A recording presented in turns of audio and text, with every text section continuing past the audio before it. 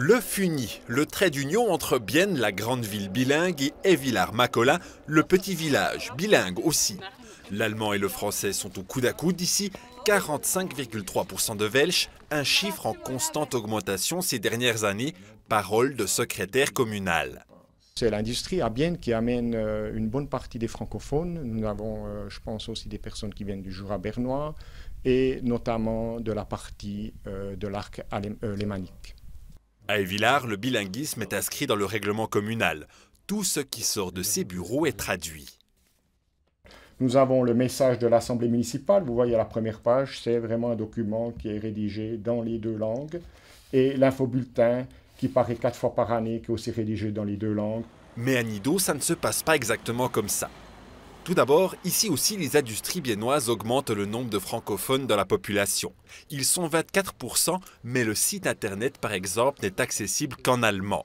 Devant la bibliothèque francophone, la présidente du conseil de ville de Nido nous explique que c'est un problème.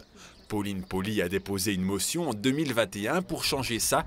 Elle a été acceptée, mais depuis, rien n'a changé. Ouais, alors pour moi, ça va pas assez vite.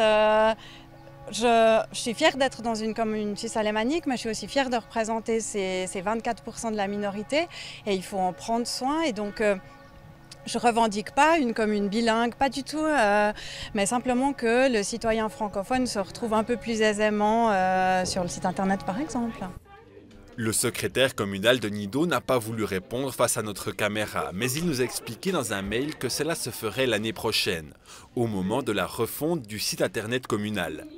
À Évillars, pour aller plus vite, on mise notamment sur le personnel bilingue. Aucune idée. Les entrées. Voilà, ouais. Pardon.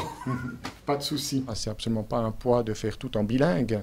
Nous avons une administration où nous avons des collaborateurs dans les deux langues. Nous avons aussi une personne qui s'occupe des traductions, qui est à peu près engagée à 20%. Et puis tout se fait naturellement, c'est-à-dire tous les actes officiels et les documents importants sont systématiquement traduits. Avec cette arrivée de francophones dans l'agglomération biennoise, les romans gagnent une certaine importance au niveau politique notamment. De quoi bousculer les habitudes de Bienne et ses alentours.